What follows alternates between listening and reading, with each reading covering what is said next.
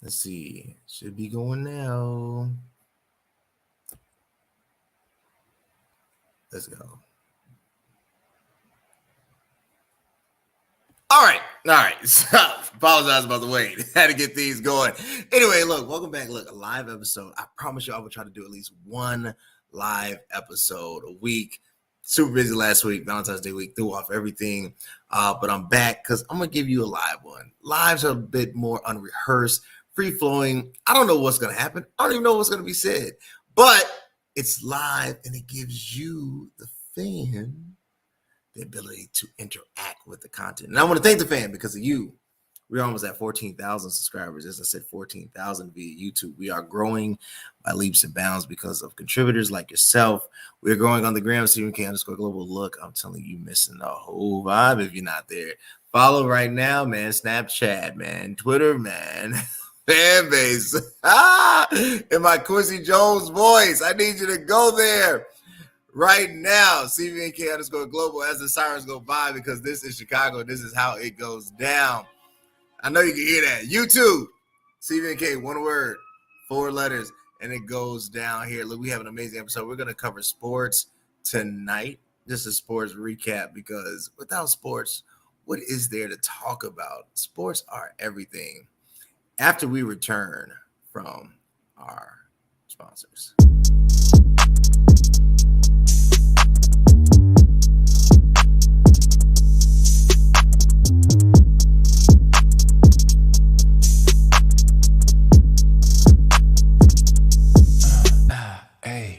Checking out you haters got bad news. Real dog. Ladies and gentlemen, please welcome back to the show the one and only Steve Simmons, aka Steve-O. Steve-O, how you doing today, man? Tired. That is the word, bro. I am burnt. I was on a podcast earlier. My eyes, I have been straight. I got those caffeine eyes. Those caffeine eyes is just like they close, but they open at the same time. I got them caffeine eyes right now, bro. I am exhausted. But it wouldn't be Wednesday if I didn't go live, right? This is what we do. No, for real. Bro, look, I want to talk about, first up, how bad the NBA All-Star Game was. The NBA All-Star Game, the weekend, I ain't talking about just the game. I'm talking about dunk contest, three-point contest, little show-off. The whole thing was trash. I appreciate the little competition between Steph and Sabrina. I'm not talking about that. I'm talking about the events, the dunk contest. I'm talking about the game. It was terrible to the point that a G Leaguer for the second time won it. And then a superstar absolutely unplugged the life support on the whole event, who shall not be named because it was that bad. What were your thoughts on the NBA All-Star Weekend? Man, it was the same old. Usually the Saturday night is probably the most exciting night for the most part.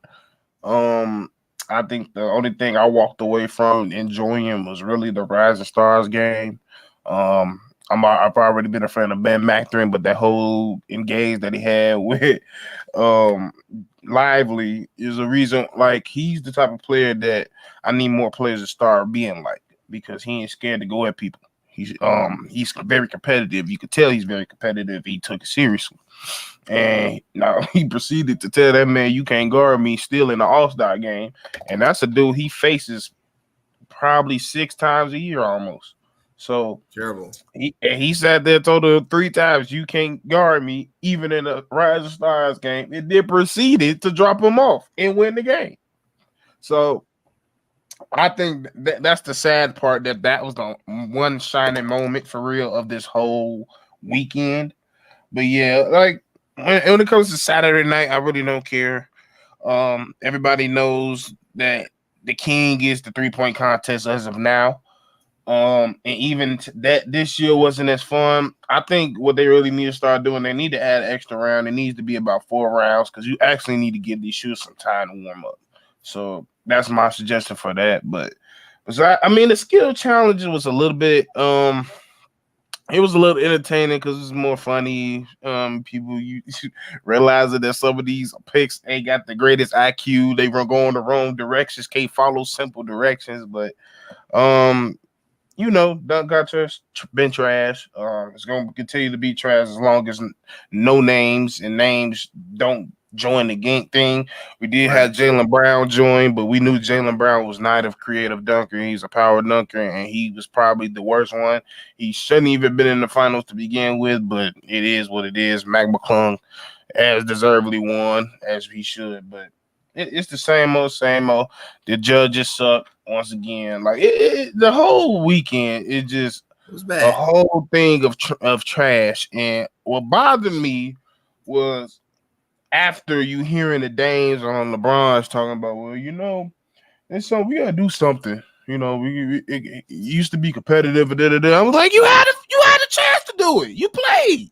You So play. like it don't, to me, it's annoying because it's like I always said, it take maybe 3 players. If 3 players start playing seriously, Oh, the thing changes. everybody gonna start playing serious. And to that point, and I think the Reverend David Olivier, elder pastor, is absolutely correct.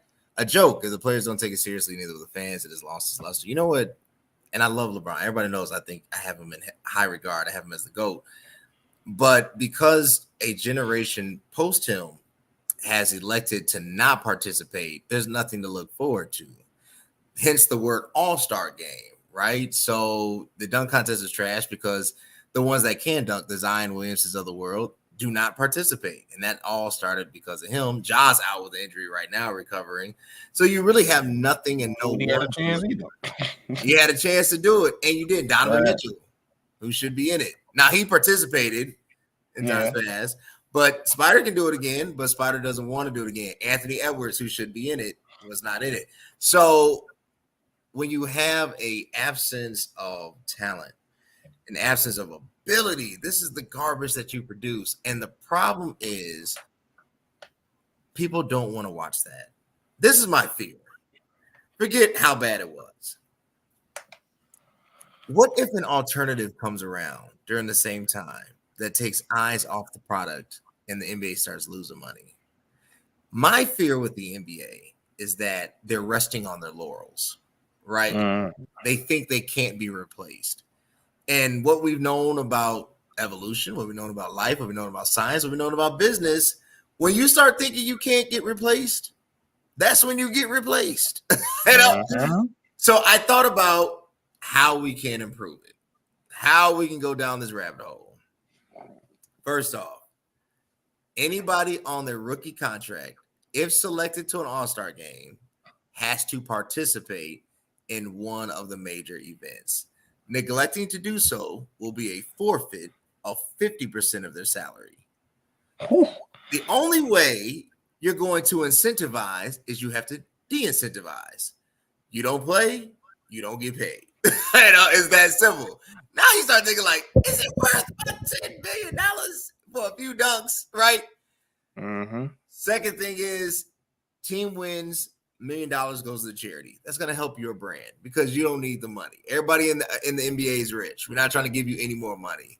The third thing is the players are winning, I should say, that are the team, the conference that wins, everyone on that roster that represents the team. And somehow this probably would factor in the in-season tournament, should get like a +2, or like there's a way to skew the standing so that it kind of like adds to their record without, so if there's like a tiebreaker and it's you and another team, percentage point wise, it would go to the one that participated in the NBA All-Star game. What do you think about that?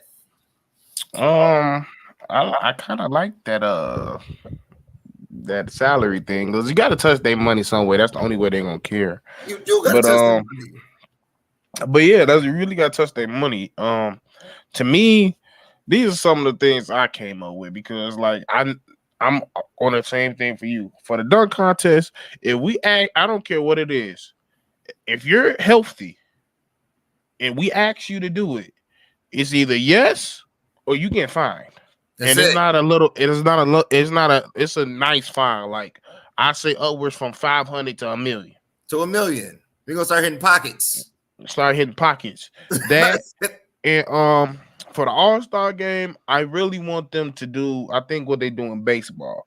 In baseball, whoever's either American League or National League, whoever wins that game gets home field advantage in the playoffs. I like that. I like that. Whoever wins that game, that So makes sense. Yeah. that, or like it's a lot of things you can really do. You could do it for the playoffs, or I don't know, like just something of that nature where it means something. Like this Yeah. win ain't just okay. You won the game, it's bragging rights. No, you need a little bit more than bragging rights. I got an event. Instead of, I love to see Sabrina versus Steph. I'm not a 3-point guy. I thought it was a great move for the game of basketball, but I could care less who wins 3-point contest. I always thought that was an event for those that could not dunk. Personally, that's what. This should be it. They need to bring back the Legends game, and they should bring back every 10 years. So 2024, they should have brought back the All-Star game or All-Star players from 2014. Obviously, Kobe Bryant was on that guy, so you can't use him. But whoever else that is eligible and active, right, that can still manage.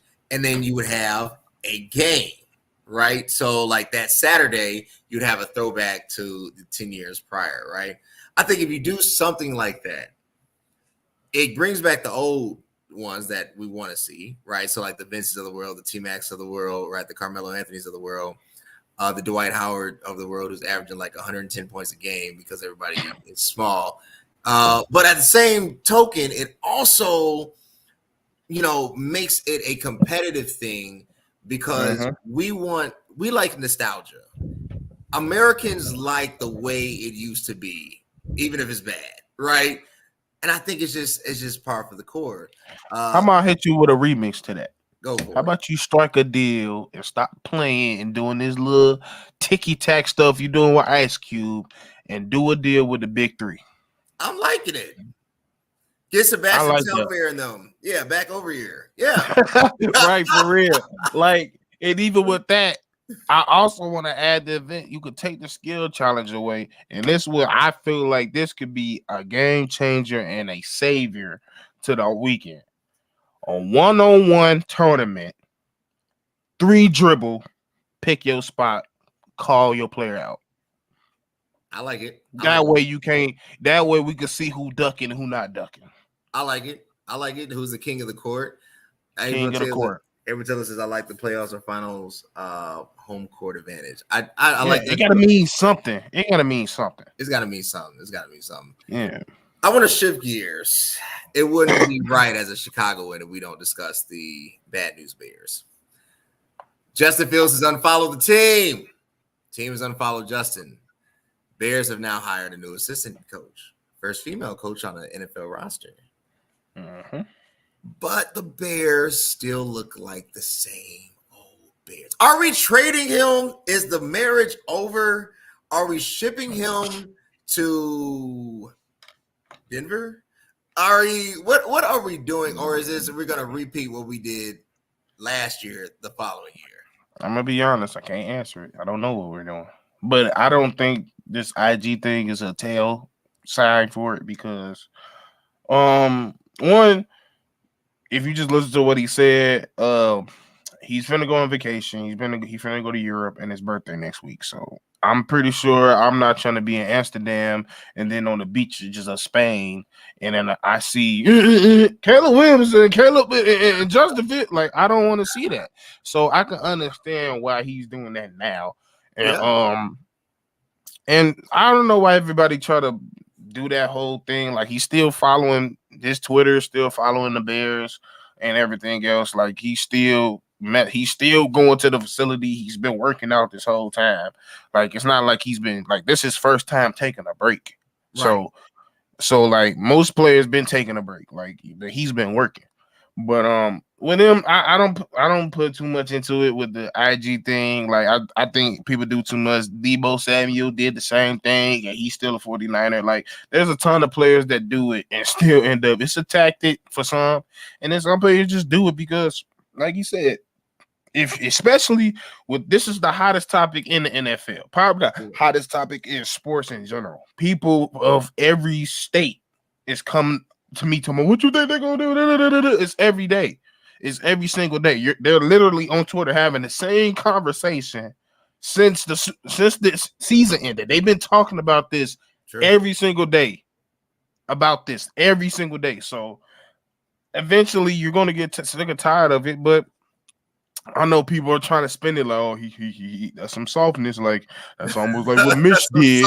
I said, nah, Mitch turned the TV off in the whole building. That's different between unfollowing you because I'm about to go on my thing. Well, I've been dealing with it this whole time. Said, I literally been dealing with it this whole time. That's some softness right there. Hey, we get back. Let's talk about possible scenario. I do want to get to the top 5 boxes of all time because I'm going to shock you with who I have on my list because I thought about the top 5 and there's some names that didn't make it that I really like after a word from our sponsor. There's a hero in all of us waiting to be unleashed. All it takes is just that one last push. Activate the hero within with CVMK Global Supplements. All natural, steroid-free, designed to enhance performance, build muscle, and increase energy. You are unstoppable. You can do this.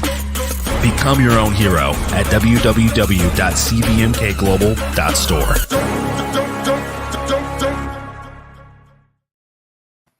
Look what I got with me, y'all. This is the only reason I get through. Actually, I used Warrior Thirst today, but this is our best-selling product, but one of our top pre-workout superpower. Look, it's almost 70 degrees in February in Chicago. You are almost out of time. It's too late to turn it up now, but I can get you there. Go to www.cvmkglobal.store. Get the stack that you need to turn around your physique for the better. Use code CVMK25. www.cvmkglobal.store.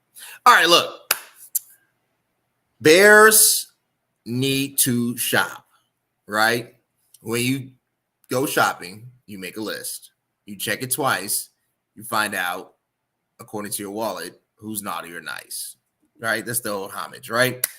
Mm-hmm. If you do that, you say, one hand, I have an athletic young quarterback who is durable, smart, coachable, doesn't get in trouble off the field, but doesn't seem to mesh well with the culture, coaching, players, need to change the scenario. We can shop him. We already have a high draft pick. We can get multiple draft picks, or we can get somebody who can come in, get the job done today. You have options. And in this life, what do you need? You need options. Options make the world go round. If you have more than one, never, let me stop playing. But the reality is you need options. That was an ignorant thing I was about to say. You can have more than one. One is too close to none. But options matter, right? You take Justin. There's a quarterback in Denver by the name of Russ. Oh my God. Twitter name by Danger Russ. I knew he was going to say that. Dangerous Wilson is out there. I've seen him working out. I saw the video. He's in the Nike sweat outfit, sweating, getting ready for the season. You know, he's ready, right? You have, I know why you clouded over there. You have not Dak Prescott, but hey, maybe Dak Prescott because you just need a game manager at this point. You have Dak Prescott in Dallas, who some might argue have overstayed his welcome. That'd be a nice little one-on-one swap. Jerry Jones would show like Justin Fields is definitely younger and a more improved version of Dak, right? So you have, they're not going to give up Herbert for him, but there are options. There are options. My thing is, why not make the move today? Even if you draft Marvin Harrison Jr. and you get your X, you don't have a line. You need time to throw to X. X is not going to just catch a ball if you don't have time to throw to him, right? X will improve you 1 to 2 win ratio. You still don't make the playoffs at best wild card for an early exit. Trade him.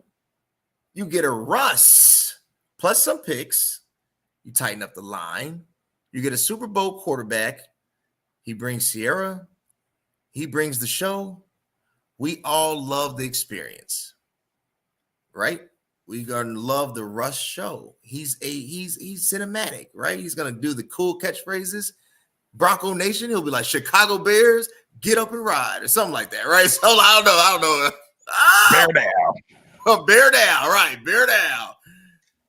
You get Russ. I know y'all hate Russ, but if you get Russ, listen to me. You got to. I'm telling you, you're gonna make the playoffs. No, And we're I'm not. telling you, you're Bro. gonna get past the first round. It makes sense. And you get an X in Marvin. You was gonna draft Marvin anyway, so you get somebody to throw to. You get culture, and you get notoriety. What's wrong with that move? What's wrong with that room is nobody out, not even up. Nobody's looking at Russ right now. That's why you get him. No, that's not.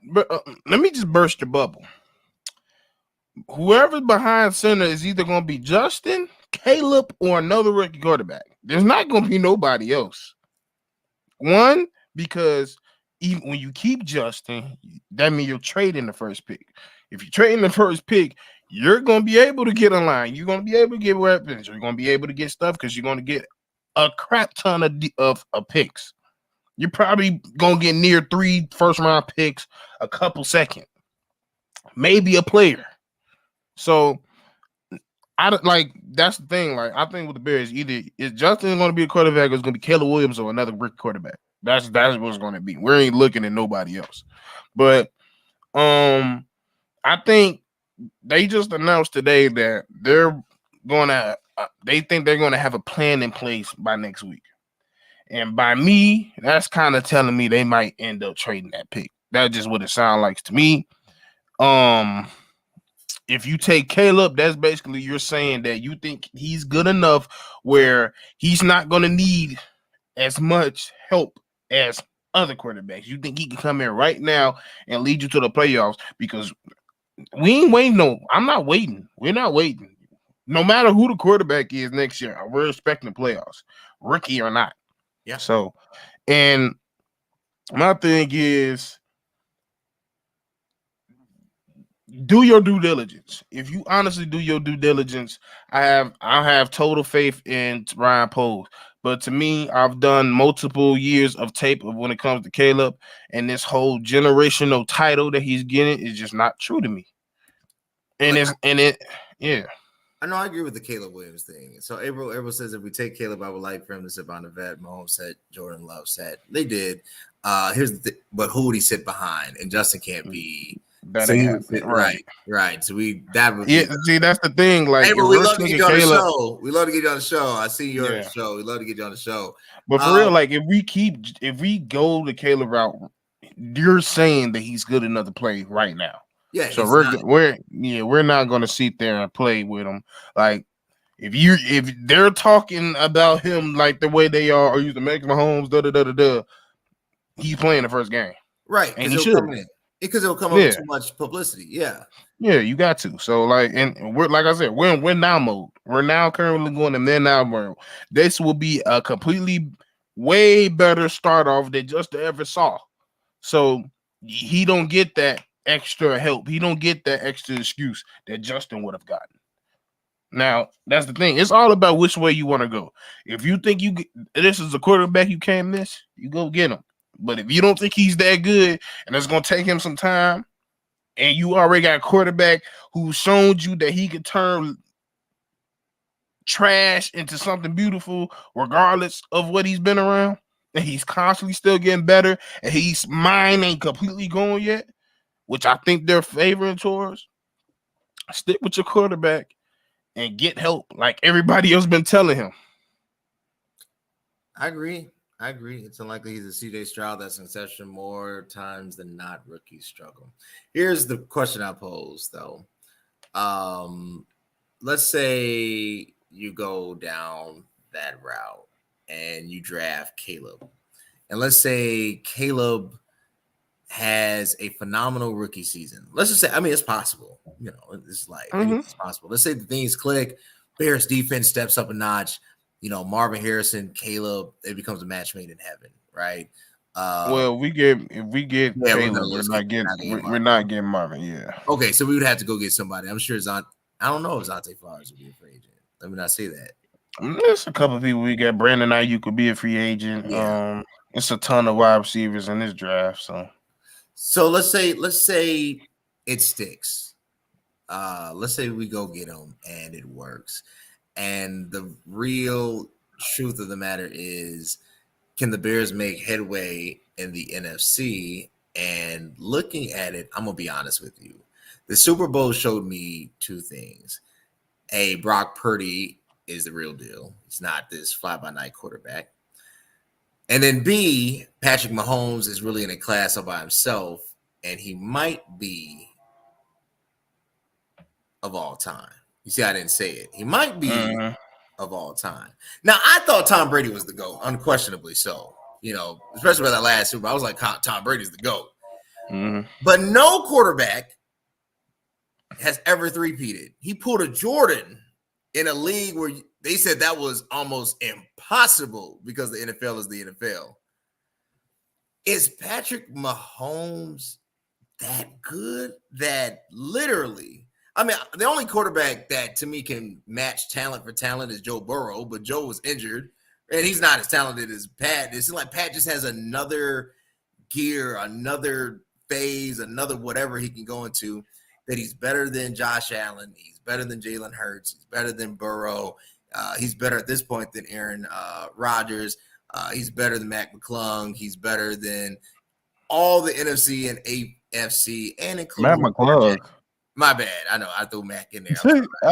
Right, but he's better than Lamar Jackson, who just won the MVP, which is funny because he won it, but Patty won the Super Bowl. Is Patrick Mahomes the greatest quarterback we've ever seen? It's leaning towards that way. It's really leaning towards that way. Talently, like physically, talent wise, of course, he blows Tom out the water. Like he don't have no. Tom doesn't have the arm he has. He's not as mobile as him. Can't make the arm. He doesn't have the same arm talent as him. But when it comes to that mind, they're very similar. Pat has come to the point where now that he's that good, where he don't need that. He don't need the greatest around him. That's true. He just need one good dude, one great dude, and he got it. He could take it from there. You need Travis Chris. Yeah, and now he's understanding the game that slowed down to him. Like, it's funny because like I think like everybody, this Super Bowl kind of confirmed it for everybody, but it was a play on that game winning drive in the overtime when it was 4th down, and I'm like, what are you gonna do? And then I'm like, okay, he in shotgun. I mean, he finna pass it. And he did like just the most go. It was simple, but it was so goated because he was like, I know if I do this, they're going to pick a choice. Right. Either they got to stop me from running or I'm going to throw this right there 5 yards and it's a first down. He just ran to the right, read it, took off first down. I was like, he understands the game way too much. He that good. He that good. He understands the game way too much. You can read. He done seen every coverage there he is. He done seen every pass rush there he is. And yeah, he gonna he gonna walk off with at least 5 of them things. He gonna walk off with at least 5 of them things for sure. Oh, 5 if not 8. You know, that's where his trajectory is. I think an 8 is. I think, and that's another thing. I think it was the perfect marriage for Bill Belichick and Tom Brady. But it's also the perfect marriage between him and Andy. And I don't know how long Andy got.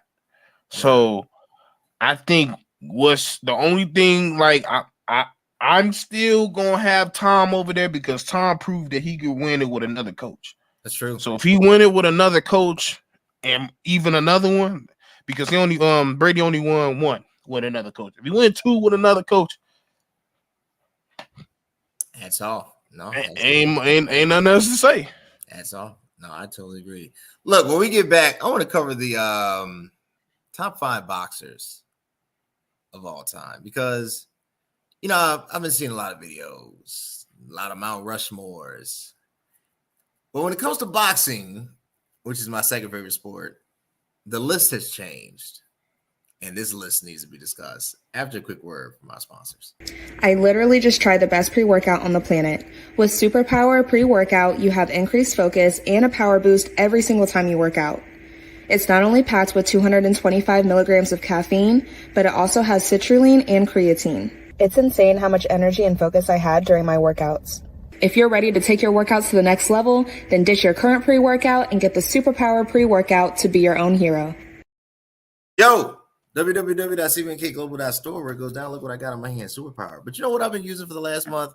My wife and I have been leaned up. Yo, shout out to my wife. Bay has been putting it in. She's down 20 pounds since the beginning of the year. The chick has been grinding. First of all, I love her. Amazing. But, you know, she got inspired from a brother and she's doing it. But you know what she uses? Warrior Thirst. If you just need a mild vibe, Warrior Thirst is the pre-workout for you. www.cvmkglobal.store. All right, top 5 boxers. You know, I've been thinking, you know, maybe because Carl Weathers just died. God rest his soul. Amazing, greatest Rocky. I don't want to call him a villain, but, you know. Opponent. Yeah, opponent. Ever. Better than Drago. Better than Mr. Yeah, T. for sure. Yeah. Of course. Yeah. Creed, and then spun off, and then we got Michael B. Jordan, right? So, but I was like, you know, top 5 boxers. If I had to make a list of all time, who would be in my top 5 boxer list? And I want to start there because there's a lot of debate, and I think there's a lot of foolishness out there from people who don't watch boxing. I'm gonna start with my number 5. My number 5 boxer of all time. Somebody doesn't get enough credit. You only know him from the burgers that his grills make. And that is the one, the only, George Foreman. The reason why George has 74 wins. He has a boxing career in 2 phases with basically 20 years apart in each phase. Mm-hmm. He regained the heavyweight champ, the oldest boxer to ever do that. The reality is he should have beat Ali in Zaire, but he got tired and Ali knocked him out. But I guarantee you that would have run another round. if that boxing match would have run another round, you know, Ali would have had Ali said that was the hardest hitting man ever. He said that man was trying to kill him. And Foreman said he was trying to kill Ali in the ring. So when you think about it, George Foreman to me, maybe because, you know, everybody sees him now as kind of like the Michelin man. He's the nice preacher. He's, you know, you know, but he is phenomenal. And that's why he's number 5 on my list. That's good. He didn't make my list because I just think he had a fall from grace. That was just too. Yeah. He just racked up too much L's after the Ali loss. So, and then, I mean, don't get me wrong, it's still impressive. 70 wins. Came back, one of the oldest champs of all time, given that, but he just didn't make my list. Starting at 5, I got Floyd. Floyd is one of the greatest defensive. Like, Floyd makes you realize, like, I think he taught everybody, like, all right, now, it's still a science to boxing. It's still a chess move when it comes to boxing. It's not all about there. It's about throwing and just throwing and make sure you kill somebody. It's also, can I make you miss? Can I score? I don't have to knock you out every night.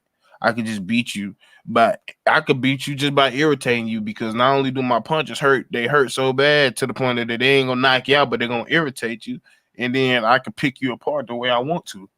And he's just definitely one of the greatest defensive fighters we ever seen.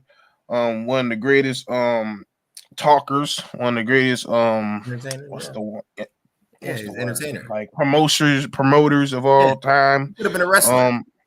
He changed the boxing game when it came to promoting. Like, I don't think without him, your boxers are making as much as they was, and he had a lot to do with it. But yeah, Floyd was that dude. Still is that dude. Still is that dude. What is he? 50-0 official record. Yeah. All right, yeah, like 50, probably like 55-0. You know, he be having them Saudi Arabia fights and stuff. Yeah, was that exhibition or Anyway, Yeah, but it's still Yeah. I think they still added to his record, but yeah. All right. Number 4. This boxer doesn't get enough credit because, as they said in Come to America, that's they won. That's they won. Every time we mention boxing, they got to mention Rocky Marciano. The reason why Marciano is going to get my 4th is because you can't deny the record, right? Like, I would love to put like Evander Holyfield in that list, but the record doesn't stand. No, I don't. Other names like Lennox Lewis, but the record doesn't stand. Arturo Gotti, the record doesn't stand. Canelo, not enough to me. Major wins, right? So doesn't stand. So it's hard to deny greatness, and even though it's so far removed, and you're not going to see like a highlight reel. But if you go off of true studying of the sport, Rocky Marciano was a bad boy. You know, he was. That was a bad boy. He beat Joe Louis. He did. He beat Joe Louis. Yeah, he did beat Joe Louis. He's like, he did with Joe Louis. He's like, I don't know how old he was, but he got it. Yeah, I don't know how old he got, but he got it. So he beat Joe Louis, right? So I mean, whether you like it, and Joe was in his 40s, that is actually a real thing, but he still beat Joe Louis. And I think we just got to be honest and admit that Rocky Marciano was somebody in the ring, right? So he's my number 4 of all time. My number 4 is Roy Jones Jr. Ooh, I forgot about Roy. Roy Jones Jr. is he's in that conversation of probably one of the greatest pound for pound of all time. Yeah. Like when he wanted to beat you, he was getting beat. He had the boxing skills, the entertainment. He was flashy. And he introduced a different type of orthodox style. Like nobody was punching the way he was until he came along. So a lot of people adopted some of the stuff he did. So got to put Roy Jones in there. Just one of the greatest of all times we ever seen. Like you can't think about boxing without thinking of Roy Jones. He was a true showman. Like when again the showmanship, he was a true showman.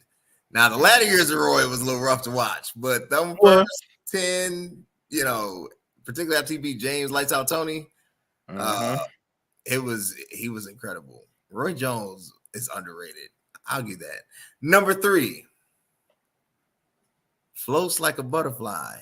And he stings like a bee. Rumble, young man, rumble. Mr. Will Smith himself is my number. But no, Ali is my number 3 boxer. He thought he was Ali that night. Right, buddy. Keep my wife's name. No, I just think this is why I think this is why I think Ali is number 3 while I'm trying to get this together. Ali has the greatest story ever in the ring. You can make movies off Ali's story. They have made movies off Ali's story. All right. Because of his suspension due to his protests, he was averaging 3 fights a year prior to that. Therefore, we lose approximately 12 fights. Some would say 15 because younger Ali was just that aggressive, right? He was. So let's say we've lost a 10th of his career because of that suspension. When he comes back, even when he regains the belt the second and the third time, he was never the same. 60s Ali and 70s Ali are 2 different athletes. You have to factor in the complete story. I have to factor in the loss to Joe Frazier, the loss to Ken Norton. Even though he beat Ken 2 out of 3 times, the reality is he lost the third one, but he won on cards and name. He looked sloppy against Chuck Wepner. He looked out of shape and out of prime against Ron Lyle. He lost to Leon Spinks, then beat Leon Spinks, and then ultimately suffered a major defeat against Larry Holmes and then against Broderick, right? So, I mean, you have to take in the full weight of the Ali legacy, and that's what kind of knocks him down from that number 1 because Ali has the greatest story, but he's not the greatest fighter. he might be one of the greatest athletes that's ever stepped in the ring, without a shadow of a doubt. From his training to his whole persona to started, smack talking, promotional, everything. He started to me the business. I don't know about that. He was definitely one of the greatest fighters we ever seen. I mean, 60s Ali, yes, but 70s Ali, it depends. Like the first Frazier fight, which he lost. I thought if you watch it, to me, it looks like he won, and he won on cards. Yeah. But Ali said himself he didn't take Frazier seriously. Ali said himself post interview, if you take away that knockdown, I win. Right? Like there's just fundamental mistakes that are made, and every boxer makes them. But I feel like he always corrected it, though. That's the thing. Like that's a part of the story. Almost every fault he lost, he almost corrected it. Almost. Yeah, he did. He did. But it's the science of boxing too. Like he was like kind of like Floyd before Floyd. Like at first, he was known. He was almost a similar style to Floyd. Like when young Floyd was coming out there to knock you out, young Muhammad Cash Clay was coming out to knock you out. Then he got into the 70s.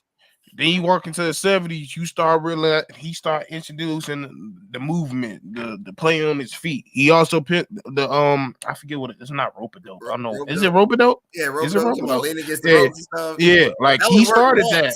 That only worked once. It only worked once, but people still do it to this day. That's true. Like that's the thing. Like he evolutionized the game when it comes to just not only outside of boxing but inside the ring. So if you impact something inside the ring that people still do to this day, people still shuffling their feet to this day. They are. If you're a showman type of boxer now, you watched Ali. You're imitating Ali. So like that's my thing. Like don't get me wrong. Yeah, there's people when it comes to actual boxing that's probably better than them, but it's not much. No, it's not much. Yeah. But here's where I push back. Yes, Ali has trademarks. His stamp is on the game. He was a true showman and a performer, and you always got your money's worth. But I feel like in the grand history of things, and this is what we have to evaluate. Are we evaluating the performer, or are we evaluating boxing, like just the skill set? Because if you just go, because I can ask you that because we talk about the skill set, like it's hard to put George on that because George was just swinging for the fences. He wasn't. I mean, his technical skills was not up to par. And that's the only reason why he got so many wins is because they wasn't long fights and he was knocking people out. Yeah. So like it's different. Like they almost got similar type wrestlers. They both. I think both him and Foreman got 5 losses. That's true. But like you said, when you take away that 5-year suspension, 3 years, that's probably looking at near 80 to 90 wins. Yeah, because he ended up at 60, or 50, he ended up at 60, 61 total. 61. So he'd probably be about 80 wins, honestly. Mm-hmm. Yeah, that's true. And if he's at 80 wins. Then if he's at 80 wins, then it's a different conversation, right? And then it's a 100 because if you take away the suspension and then say Ali doesn't fall into track because Ali was out of shape for like some of them 70s, he got above 215, so he was champion for a lot of them 70s too. He was. So he became. I believe it was like 74 to 79. He was champ, I believe. Yeah. So I think everybody has one.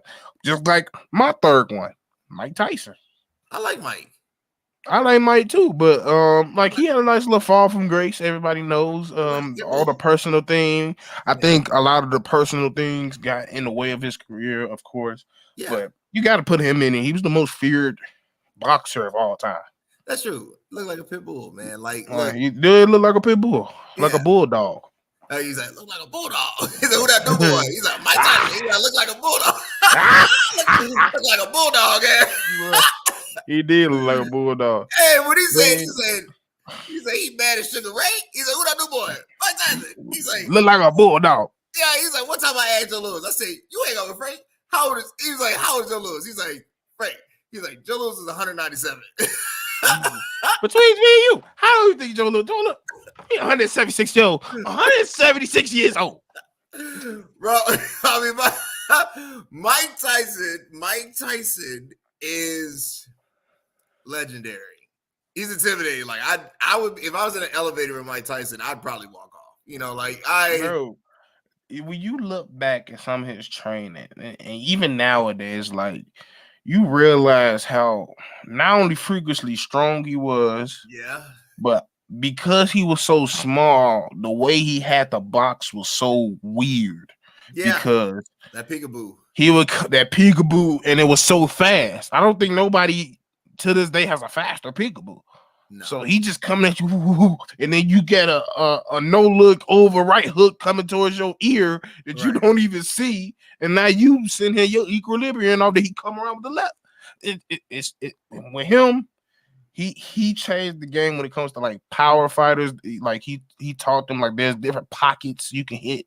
The way you attack the body, the way you go upstairs, downstairs, the way you change your line of sight. And I think we also got to give a guard, like he was not during that time, it was the Giants. Most heavyweights was around was like 250 plus, over 6 feet tall, near probably 6'3" plus, and he was doing this 5'9"? Yeah, with shoes. So like, he kind of gave a new dynamic. Like even to this day, there's not too many short heavyweights, especially good ones. So like, he almost a different creature on his own. Oh no, he is. Mike Tyson is in a different world. I've never seen him throw a jab. He was literally hooking people. First of all, do you know how much arm stamina you have to have? Your shoulders would wear out if you just be burning. Right, this man is hooking people to to the floor. Yeah, his peekaboo was unmatched, and that's because of custom models training. Right, they literally patterned him after Floyd. Footwork was too like he could have. I think he could have been a real running back. He could have been. I think if you played another sport, football would have been indefinitely, and running back, you would have been looking at basically, you know, the next Jim Brown or the next play of the Tennessee Oilers. Can't think of his name right now. I know exactly who you're talking about. Big legs. Big legs. Yeah. George? Is it George or Eddie? I'm Eddie. No. I know that. You know, I know who you're talking about. Right. Yeah, he was big. I know. It's gonna bother me. I'm gonna figure it out. Houston Oilers. But to my third, am I my third? Yes, my third. No, my second. My second GOAT, or my second in the top 5 boxers of all time. Earl Campbell. That's what you started. Earl Campbell. Yep. This boxer right here doesn't get enough credit, but has the most wins and will never be duplicated. 174 wins, 19 losses, 6 ties. This man inspired Ali. Sugar Ray Robinson is one of those historical figures you look back and be like, how did he do this? Particularly during, what was he, heavyweight champ in the 40s? Yeah, 40s and 50s. 40s, and early 60s, right? So, I mean, when his training, I mean, the jump roping he made popular, the running the miles he made popular. Honestly, if he was a heavyweight, he would have fought Joe Louis, but because he was a middleweight, he was in a separate class. They never, clashed. But if you look at his record, his persona, his style, he's the start of the modern day boxer, right? And Sugar Ray Robinson, he's an historical. He's just one of those you just got to pay homage to and say he's the second greatest fighter of all time. I wanted to put him on here so bad, but I had to take the other Sugar. Leonard? I had to take Sugar Ray Leonard. You had to take Usher? You're funny. I forgot he played Usher. I forgot Usher played him. I had to put Sugar Ray Leonard because, don't get me wrong, Sugar Ray Robinson had a lot of like noticeable fights, but there's just too many big fights that Leonard was a part of on top of his record, like the Durans, the the Marvin Hagler's fights. Like it's just too many big fights that he had. I think didn't he have it with who Marvin the big the dark skinned tall. Oh, Tommy Hearns. Tommy Hearns, the fights with Tommy. So it's too many fights with him that he had, and literally everybody wanted to be Sugar Ray Robinson. Yeah. Everybody wanted to be Sugar Ray Robinson. He was like Ali the Jr. Jordan of boxing. He was Ali Jr. He was like the Jordan of boxing at that time. Like everywhere, all the deals, the national, all the interviews. Like he was perfect. And I also like that he took L's. Like because he took L's, it also showed the evolution of his boxing. Like crazy, like his hand speed, his combinations, his footwork was crazy. I still remember those combinations he hit with the dude. I was like, bro, that don't make no sense. How fast you moving? Like it just don't. But yeah, I had to put him there too. I had to put him over the other Sugar. I didn't see, you didn't see him either, but I really didn't see him. I really didn't see him. I didn't see him. I see him. Yeah. All right, look, number one. I'm not mad at that. I'll take that. Sugar Ray Leonard deserves his own category. Number one, and he was in your list, but I'm gonna have to put Floyd Money Mayweather. Not just the 50-0. Floyd is the last great legend. Just think about it. Tyson Fury is not a legend. Love him, can box, the Gypsy King, but not a legend. Deontay Wilder, great athlete, good boxer. Kind of reminds you of no, I'm not gonna put him in Joe Louis category, but let's just say he has like that a skinny George Foreman. Yeah, and but legend Anthony Joshua, not a legend. Very good, yeah. Very good though, very good. Ortiz, not a legend. Not a legend. Very good. So when we think about legends, Floyd is the last legend. When it comes to the ring. Not Tank, and I love Tank, like you got some really good. Tank's still building. Yeah, Tank's still building. They're still building, but they're not legends. But I don't know if he's gonna be, Floyd is a legend. Floyd makes you want to watch him because Floyd is either gonna make you hate him or he's gonna make you love him. There's no in between with that guy. He's gonna make you mad and be like, I hope this guy loses, or I hope he wins. And to me, he's the last boxer that made you choose sides. Like I love boxing. Boxing I'll order a pay-per-view by myself, even though now you don't have to get a season and now this is a little different. But now when you watch boxing, it's really about the event, who are they gonna walk out with, and all that. It's not really about the match. It's about the matches that lead up to it, With Floyd, was one. Yeah, it was one match in like the last 10 years. Right. Floyd versus Conor made you choose a side. People were like into that. You were either Team Floyd or Team Conor. F the Mayweathers. Right. And that's how people were feeling, man. Like, and then Conor just played into it, So that is what's missing from sports. Is it's no longer, adversarial. It's too buddy. And if there's something that you can give credence to when it comes to Floyd will make you, he's an entertainer and he's going to perform and he's going to make you either hate him or love him. Floyd Money Mayweather is the greatest boxer. And I said it, boxer in all things, skills, athleticism, money generated, greatest boxer of all time. I won't argue that. Mine was Ali. Yeah. And the only reason I say that, when you think of boxing, that's probably the first person that comes in your mind. I get it. Literally. I get it. He's like, when you think of garbage, think about King. I think, look, when we return, we're going to cover the halftime show because Ursha did his thing after a quick break.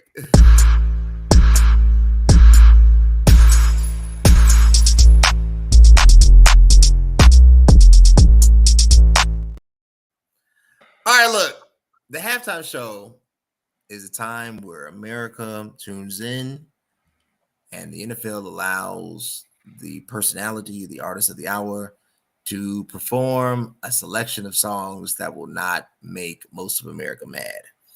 That is the essence of the halftime show. Had a discussion today at work, and they was like, "What'd you think of it?" I said, "I loved it. First of all, I'm a huge Usher fan. Usher Raymond. Usher is the soundtrack to my life, particularly when I wasn't saved. Usher is the soundtrack to my life." But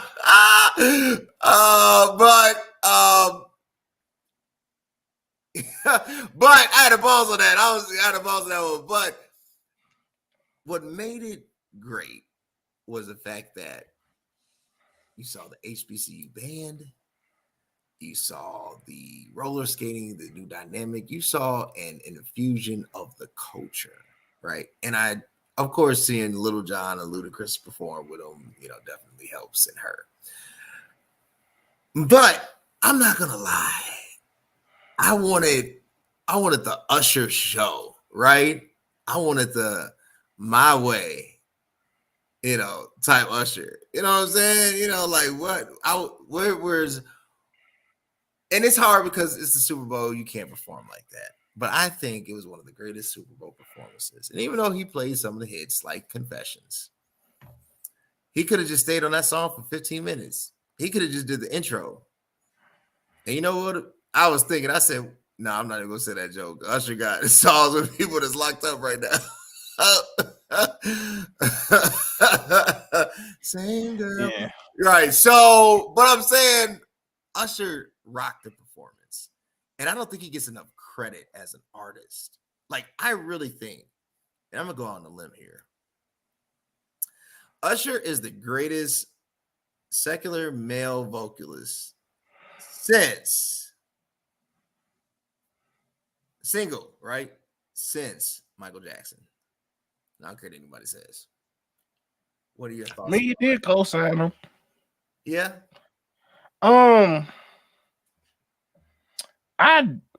It was mid to me.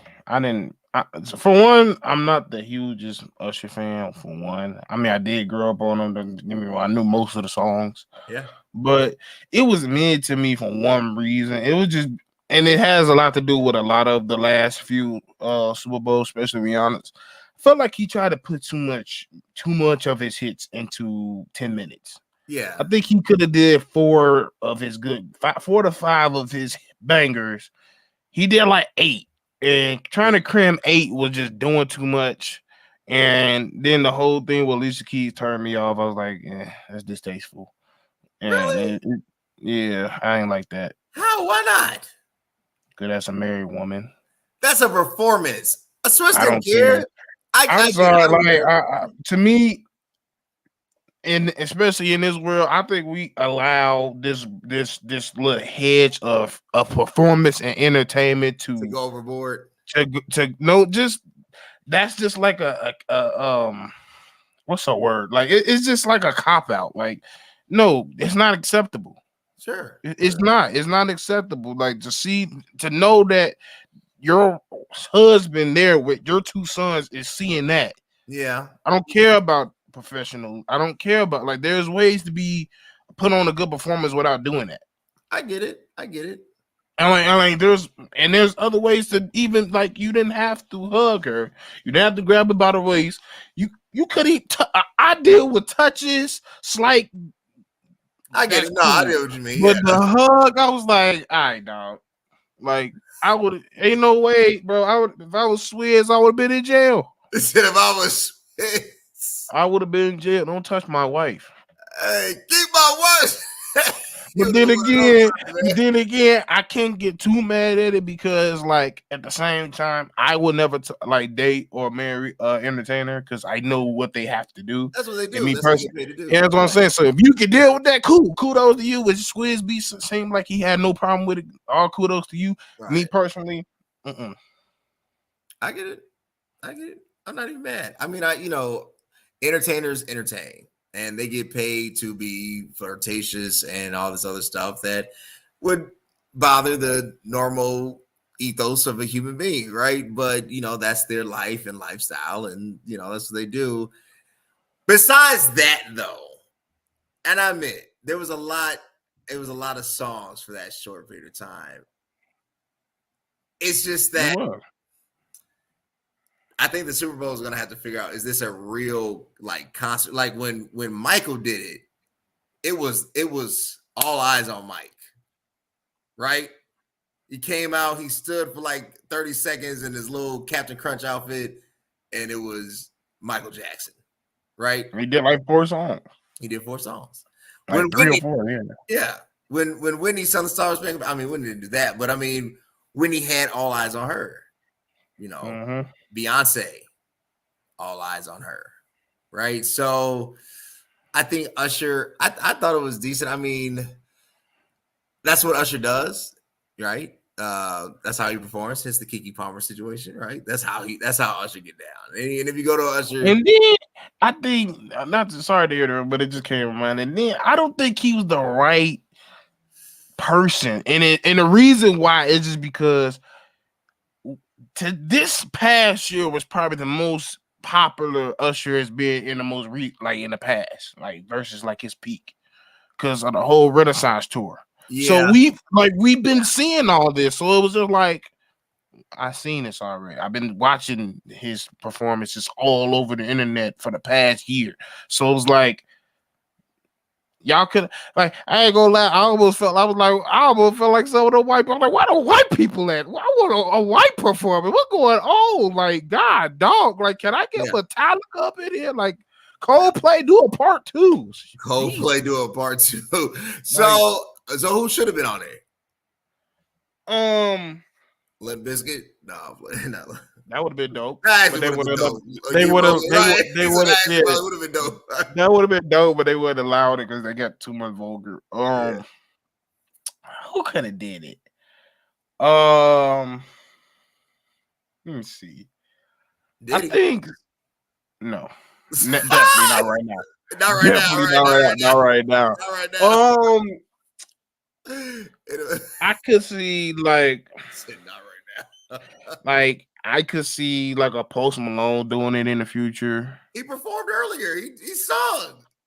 Now, I mean, as a performance at time. Yeah, I just like Post Malone. And the reason I want Post Malone because I was thinking about me and my cousin. He was singing the start of the thing. We was like, it's crazy how he started, and he don't sound nothing like how he started. Like it'd be cool to hear him from the like how he started from the beginning into now. And I'm like, yeah, that'd been dope. Like if he did a halftime show. So like Post Malone would have been cool. No Taylor, I'm good on that. You know who should have been it? Chris Brown. And I would have did a Chris Brown, but I feel like he getting blackballed silently. Yeah, he is. He is, and Breezy gonna be Breezy, right? Like, yeah. So, but Chris would have killed it. Like, if you Chris would have definitely killed it. Chris would have killed it. Yeah, because Chris is he's a better performer than Usher to me.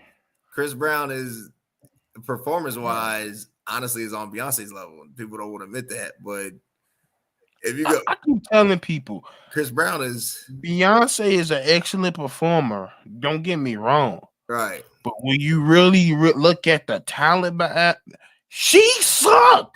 I don't know about that. Hold on. She cannot dance unless it's a choreograph, and she's not making the choreography. You could tell she's not. You go get and you know what confirmed it? What confirmed it? When Fantasia was trying to dance, she was out here clapping off beat. I saw, she can't dance. You have those. I don't care. I really don't care. I really, the bees come at you. Y'all overrate that woman so much. Y'all really do. Y'all overrate that woman so much. I get it. She's very talented. But all she be out there doing is shaking her shoulders and flipping her hair. That is not that entertainment. She ain't Janet. Janet was killing. The words especially do not reflect the opinions of status of CVMK. I'm sorry. Y'all overdoing it. We're going to discuss that. Maybe we need to do an episode on overrated, underrated. But I honestly like B. I'm gonna go on this. I like Beyonce. I just don't like her fans because they overrate her. Just like Taylor Swift fans overrate her. Oh God. Just like I think Nicki Minaj is the greatest female rapper I ever seen, but her fans do too much. How about next episode? Greatest female MC. I can do that. I'm down with that because I don't know if Nicki's the greatest female. I think Lil Kim is. Steve-O, this has been yes. And if we had time for this episode, I'll explain why. We'll do it on the next episode. Steve-O, where can they connect with you, man? He just not I'm sorry. Follow me.